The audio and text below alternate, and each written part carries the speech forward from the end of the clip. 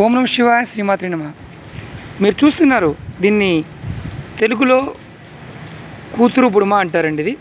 ఈ చెట్టు ఇది ఏంటి చెట్టు చూపిస్తుంది అనుకుంటారా? మామూలుగా మన చిన్నప్పుడు మనం ఆడుకుంటూ ఉండేవారం. గడ్డిలో ఇలా కాయలు వస్తూ ఉంటాయి చిన్న చిన్నగా. దీన్ని కూతురు బుడమ అంటారు. చూస్తున్నారా, ఈ కాయలు ఇలా కనిపిస్తున్నాయి కదా. ఈ తెల్లటి పూలు వస్తాయి. ఇది వాన పడుతుందంటే నాకు పూలు కనిపించడం లేదు. తెల్లటి వస్తాయి, అలాగే కొంచెం ఎల్లో కలర్ కూడా ఉంటాయి.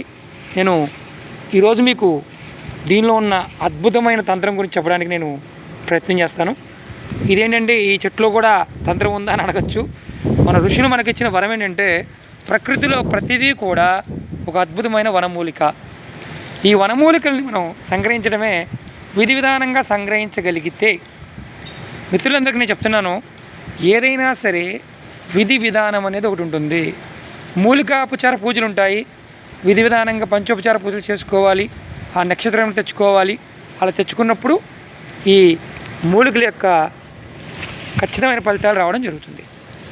చూడండి, ఇదంతా దీన్ని సంస్కృతంలో దీన్ని ఏమంటారంటే వాలకి అంటారు. వాలకి సంస్కృతంలో వాలకి అంటారు, మన తెలుగులో దీన్ని కూతురు బుడమ అంటారు.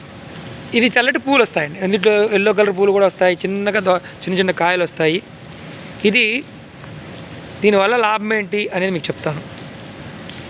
ఇది ఏంటంటే మామూలు చంద్రగ్రహణం రోజున కరెక్ట్గా గ్రహణం పడుతుందన్న టైంలో ఈ మూలిక యొక్క ఈ చెట్టు కనిపిస్తుంది కదండి మనకు, చూడడానికి ఇది దోసపాదులాగానే ఉంటుంది. చిన్న పూలు వస్తాయి, తెల్లటి పూలు వస్తాయి, చిన్న పూలు వస్తాయి. దీన్ని కూతురు బుడమ అంటారు నాకు తెలిసినంతవరకు. ఇంకా వేరే పేర్లతో లోకల్లో ఏ పేరుతో పిలుస్తారో నాకు అంతగా ఐడియా లేదు. మిత్రులకి నేను చెప్తున్నాను, కింద కామెంట్ బాక్స్లో ఖచ్చితంగా అది కామెంట్ చేయండి దీన్ని ఏమంటారో. దీన్ని మాత్రం కూతురు బుడమ అంటారని మాత్రం నాకు తెలుసు. సంస్కృతంలో వాలకి అంటారు, వాలకి.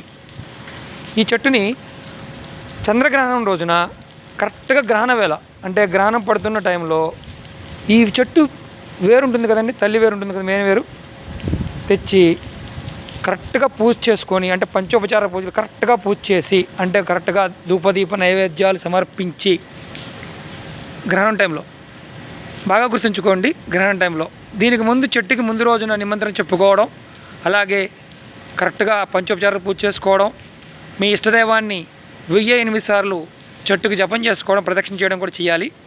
ఇది పాకే తీగ. చంద్రగ్రహణం రోజున కరెక్ట్గా గ్రహణ సమయంలో ఈ చెట్టు వేరుని కనుక తెచ్చుకొని మనం తావీజులో పెట్టి ధరించిన సర్వజన వశీకరణం కలుగుతుందని శాస్త్రం చెప్పడం జరిగింది. సర్వజన వశీకరణం, దీన్ని వాలక మూలిక అంటారు. ఇది మనకి ఆయుర్వేదంలో కూడా ఈ చెట్టుని వాడటం జరుగుతుంటుంది. నాకు ఆయుర్వేదం పాయింట్ అంతగా ఐడియా లేదండి, కానీ తంత్రం పాయింట్ మాత్రం ఇది ప్రయోగపూర్వకంగా చేశారా అంటే ఖచ్చితంగా చేశానండి. ఇది సర్వజన వశీకరణం అంటే ఏంటంటే మీతో పాటు మీ చుట్టూ ఉన్న వ్యక్తులు మీతో కొంచెం అనుకూలంగా ఉంటారు. అందరూ కూడా మీతో అనుకూలంగా ఉంటారు. వశీకరణం అనగానే మీరు ఏదో వేరే రకంగా అనుకోమాకండి, అందరూ కూడా మీకు అనుకూలంగా ఉంటారు. మిత్రులందరికీ నా వినపం ఏంటంటే, ఇది తంత్రశాస్త్రంలో ఉన్న రెఫరెన్స్ తీసుకొని ప్రయోగపూర్వకంగా చేసిన తర్వాత మాత్రమే ఇది చెప్పడానికి నేను ప్రయత్నం చేస్తున్నాను. ఇది ఈ ప్రాంతంలో ఎక్కువగా వాన పడుతూ ఉంటుందండి, అందుకనే పువ్వులు కూడా సరిగ్గా కనిపించడం లేదు. 1-2 కాయలు ఫస్ట్లో కనిపించాయి.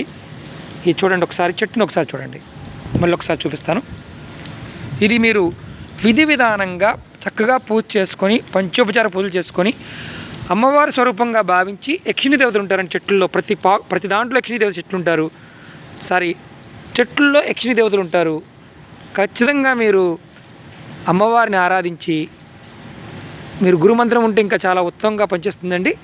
ఇది కరెక్ట్గా టైంకి పెట్టుకోండి. చాలామంది మిత్రులు అడుగుతున్నారు, వశీకరణం సర్వజనం అంటే మాకు అనుకూలంగా ఉండాలని. ఇది గ్రహణ టైంలో ఈ పని చేయాలంటే మన గ్రహణాలు వస్తుంటాయి కదా, చంద్రగ్రహణ టైంలో మాత్రమే. మిత్రులందరూ కూడా విన్నపం, నేను ఎందుకంటే కాస్త సమయభావం వల్ల నాకు వీడియోలు చేయడం అవడం లేదు. నేను ఖచ్చితంగా మళ్ళీ మీకు వీడియోలు చేస్తాను. చూడండి, ఇదంతా ఎంత గ్రీనరీగా ఉందో. ఇదంతా మాకు ఇక్కడ వానలు ఎక్కువ పడుతుంటాయి. నేను బదనికల గురించి కూడా మళ్ళీ మీకు దగ్గరగా కొంతమంది మిత్రులు అడిగారు, వాళ్ళకు కూడా నేను విశదీకరించి చెప్తాను. ఇలా మూలికలు అరుదుగా కనిపించే మూలికలు, తేలిగ్గా మనకి పని అయ్యే మూలికల గురించి నేను చెప్తాను. ఖచ్చితంగా ఆచరించండి. ఆ పరాదేవత అయిన ఆదిపరాశక్తి యొక్క కరుణా కటాక్షాలు మనకు ఎల్లప్పుడూ ఉండే విధంగా మనం అందరం కలిసి ఈ ప్రకృతిని కాపాడుకుందాం. ఖచ్చితమైన ఫలితాలను ముందుకు రావడానికి అవకాశం ఉంటుంది. మిత్రులందరికీ ఒకటే విన్నపం, నాకు ఉదయం 9 తర్వాత నుంచి 9 నైట్ 9 లోపు కాల్ చేయండి. ఎందుకంటే ఆ తర్వాత ముందు కానీ తర్వాత కానీ చేస్తే నేను కాల్ లిఫ్ట్ చేయడం జరగదు. ఎందుకంటే నాకు కూడా ఫ్యామిలీ ఉన్నారు కదా, అర్థం చేసుకుంటారని మీకు విన్నవిస్తున్నాను. ఈ వీడియో మీకు నచ్చినట్టయితే లైక్ చేయండి, షేర్ చేయండి, నా ఛానల్ సబ్స్క్రైబ్ చేయండి, 10 మంది మిత్రులకి తెలియచేయండి. విధి విధానాన్ని మాత్రం మర్చిపోకండి మిత్రులారా. మీరు చెప్తున్నాను దొరికింది కదా అని తేవద్దు. ఖచ్చితంగా పంచోపచార పూజలు చేసుకోవాలి. మీకు ఏదైనా డౌట్ ఉంటే నాకు కాల్ చేయండి. ఖచ్చితంగా నేను మీకు నా సమయం ఉన్నప్పుడు చెప్పడానికి నేను ప్రయత్నం చేస్తాను. ఓం నమః శివాయ. శ్రీమాత్రే నమః.